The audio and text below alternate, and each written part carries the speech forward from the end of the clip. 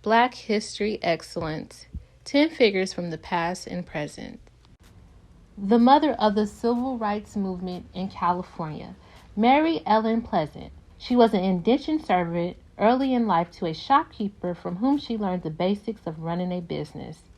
During her time there, she also learned about the abolitionist movement, since the shopkeeper's family were diehard abolitionists. A marriage to a wealthy free landowner named J.J. Smith, who was also an abolitionist, both solidified her fortune and advanced the cause. The Smiths worked to help slaves escape to the North and fund abolitionist causes.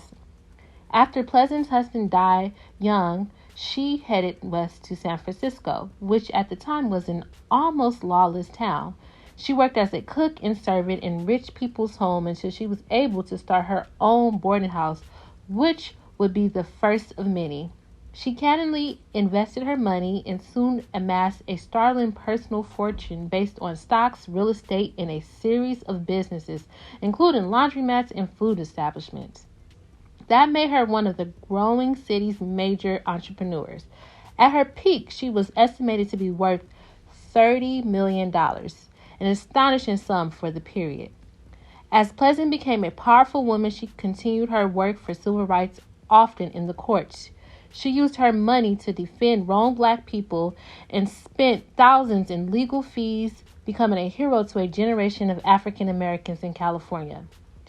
When the abolitionist John Brown was hung on December 2nd, 1859 for murder and treason, a note found in his pocket read, "The axe is laid at the foot of the tree."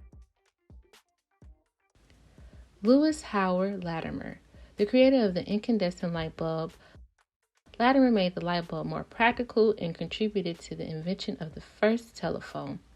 Latimer was born in Chelsea, Massachusetts, to parents who had fled slavery.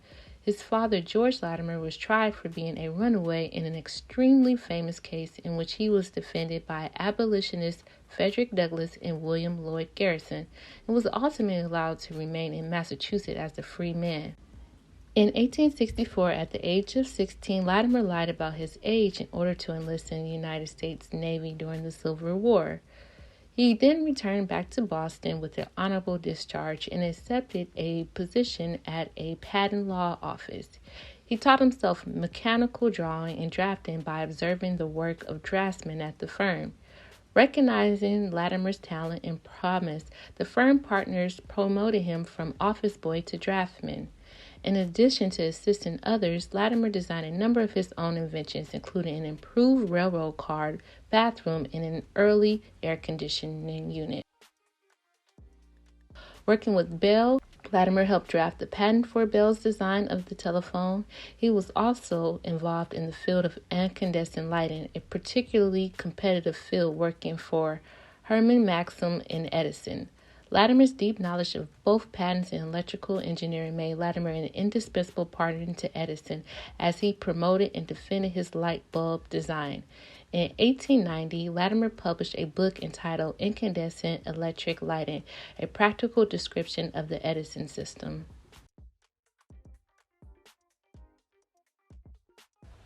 Robert Seenstack Abbott, America's first black media mogul. Without Abbott's creative vision, many of the black publications of today, such as Ebony, Essence, Black Enterprise, and Upscale, wouldn't exist. In 1905, Abbott founded the Chicago Defender weekly newspaper.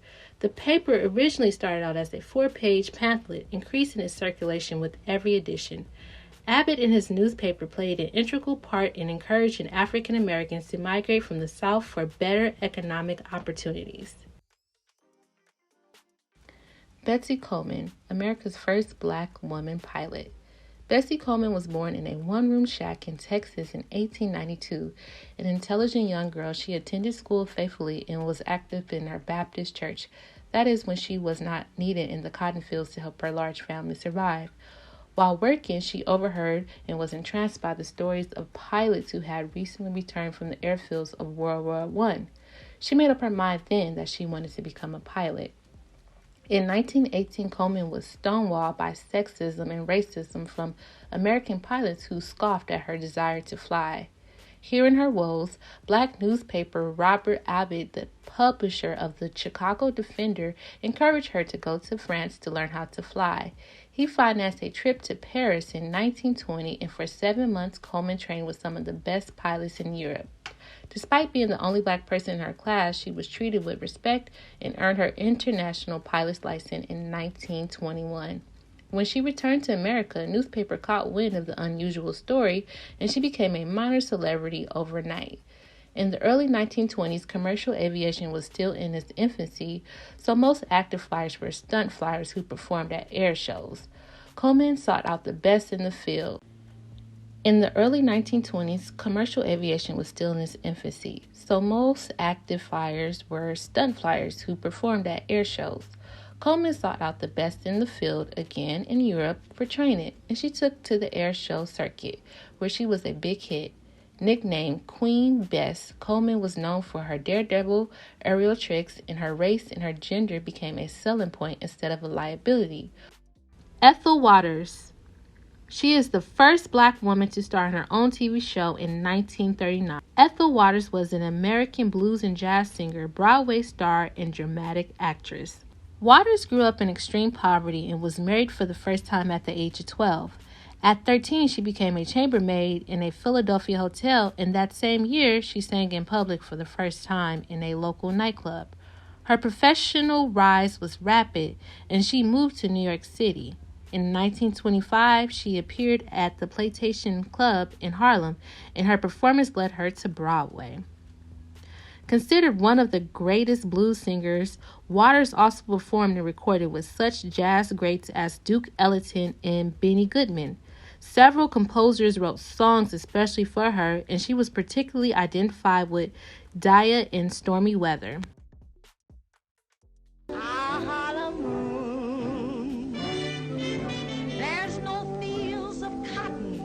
William Henry Hodgson Jr., America's first African-American judge. William Henry Hodgson Jr. was an American lawyer, judge, educator, public official, and civil rights advocate. He was the first African-American to serve as governor of the United States Virgin Islands as a federal judge. During World War II, Hodgson worked as a civilian aide to the United States Secretary of War Henry Stimson from 1940 to 1942. He vigorously advocated the equal treatment of African Americans in the United States Army. On January 15, 1943, Hodgson resigned his position in protest against racial segregation training facilities in the United States Army Air Force, inadequate training for African American pilots, and the unequal distribution of assignments between whites and non-whites. That same year, he received the Spine Guard Medal from the NAACP, both for his lifetime achievements and the recognition of his protest action. Mae Jemison. Mae Jemison wasn't just the first African-American woman who orbited into space aboard the shuttle Endeavour. She's also a physician, teacher, a Peace Corps volunteer, and president of tech company The Jemison Group. She continues to work towards the advancement of young women of color getting more involved in technology, engineering, and math careers. James Rucker. James is the co-founder, now chairman of Color of Change, which describes itself as the nation's largest African-American online political organization. The website creates campaigns and petitions on issues such as police reform and how social media deals with civil rights using the internet to spread its message further. Patrice Kane Colors. She is best known for Black Lives Matter, which she co-founded in 2012 after the killing of Trayvon Martin. She is an artist, organizer, and freedom fighter. Jasmine Tweedy. Jasmine Tweedy is the youngest judge to ever be appointed or elected in U.S. history at the age of 25 in August of 2015. Her first job was working as a night clerk in the Greenville County 24-hour bond court. In 2011, Tweedy decided she wanted to become a judge and set her mind towards obtaining her goal. In August 2015, Tweedy was selected as an associate judge